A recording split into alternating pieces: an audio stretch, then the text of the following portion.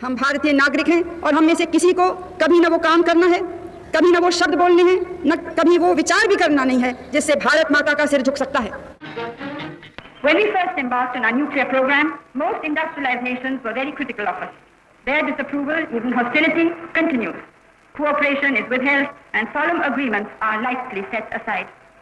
It is clear that in order to meet our growing requirements of energy for agriculture and industry, we must produce more electricity. We cannot depend only on one source. Excessive reliance on hydroelectric power makes us vulnerable to drought. We need a balanced combination. Our policy is to harness all sources: water, coal, the wind, the sun and the tides, biomass and the atom. However, as I have said, our science, particularly our nuclear science, is dedicated to development, to achieving freedom from want and providing the essentials of an honorable life, not for the pride of it, but in order to serve something much bigger, that is for the good and the welfare of the people of India. सुबह के 8:05 राजस्थान का पोखरण रेगिस्तान। दुनिया सो रही थी, लेकिन भारत इतिहास रचने की कगार पर था। एक ऐसा धमाका होने वाला था जिसकी गूंज वाशिंगटन से लेकर के बीजिंग तक सुनाई देने वाली थी। आज हम बात करेंगे ऑपरेशन स्माइलिंग बुद्धा की, भारत का पहला परमाणु परीक्षण। लेकिन ये कहानी सिर्फ एक धमाके की नहीं है, ये कहानी है उस बेमिसाल गोपनीयता जिसकी दुनिया की सबसे बड़ी जासूसी एजेंसी CIA को भी मात दी है। आखिर भारत को परमाणु शक्ति क्यों बनना था? 1960 के दशक भारत के लिए बहुत कठिन था। 1962 में चीन से हार, 1965 में पाकिस्तान से युद्ध और सबसे बड़ा खतरा 1964 में चीन का पहला परमाणु परीक्षण। भारत चारों तरफ से खतरों से घिरा था। तत्कालीन प्रधानमंत्री श्रीमती इंदिरा गांधी जानती थी कि भारत की सुरक्षा के लिए परमाणु निरोधक जरूरी है। 1967 में इस गुप्त मिशन की नींव रखी गई, लेकिन सबसे बड़ी चुनौती तकनीक नहीं बल्कि खिलाफ यानी कि अगेंस्ट पूरी दुनिया थी।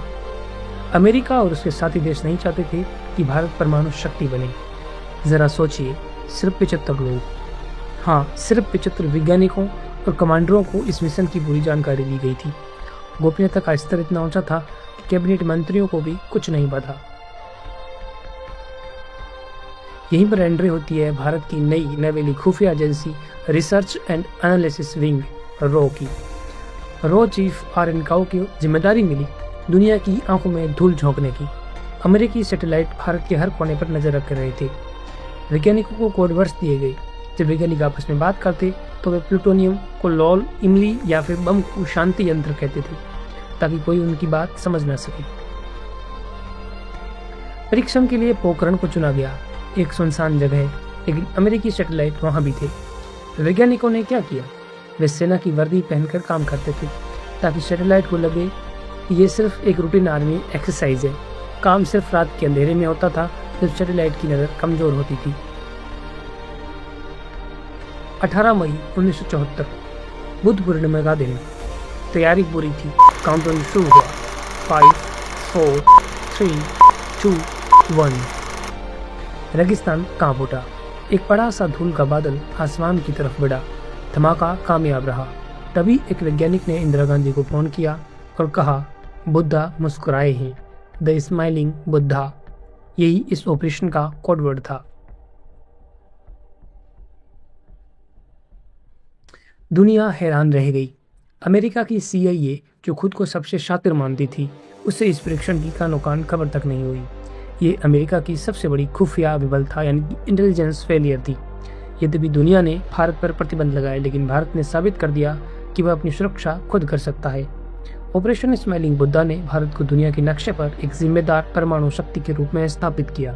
ये जीत सिर्फ वैज्ञानिकों की नहीं थी, ये जीत थी रॉ के उन गुमनाम नायकों की जिन्होंने अपनी पहचान खोकर देश की गोपनीयता की रक्षा की।